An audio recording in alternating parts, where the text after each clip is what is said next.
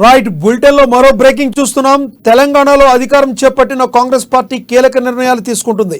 ఇప్పటికే Kaleshwaram project డ్యామేజీపై full focus పెట్టిన రేవంత్ సర్కార్ తాజాగా మరో డిసిషన్ తీసుకుంది. గత బీఆర్ఎస్ ప్రభుత్వం తీసుకువచ్చిన సమస్యల కుప్పగా మారిన ధరణి పోర్టల్పై దృష్టి సారించింది. ఈ నేపథ్యంలో ధరణి సమస్యల పరిష్కారానికి 5 సభ్యులతో కూడిన కమిటీని ఏర్పాటు చేసింది.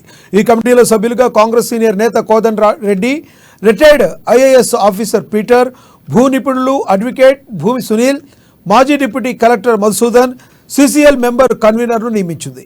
ఈ కమిటీ ధరణి పోర్టల్లో ఉన్న సమస్యలు, వాటి పరిష్కారాలను రెడీ చేసి ప్రభుత్వానికి నివేదిక అందించనుంది. ధరణి పోర్టల్లో చేయాల్సిన మార్పులను సిఫార్సు చేయనుంది.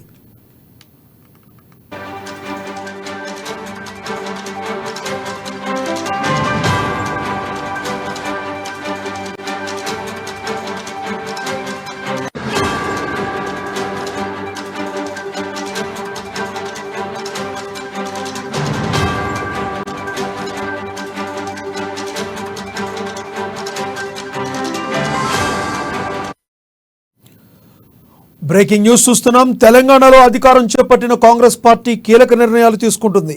ఇప్పటికే కాళేశ్వరం ప్రాజెక్టు డ్యామేజీపై ఫుల్ ఫోకస్ పెట్టిన రేవంత్ సర్కార్ తాజాగా మరో డెసిషన్ తీసుకుంది.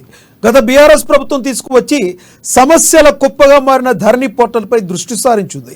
ఈ నేపథ్యంలో ధరణి సమస్యల పరిష్కారానికి 5 సభ్యులతో కూడిన కమిటీని ఏర్పాటు చేసింది.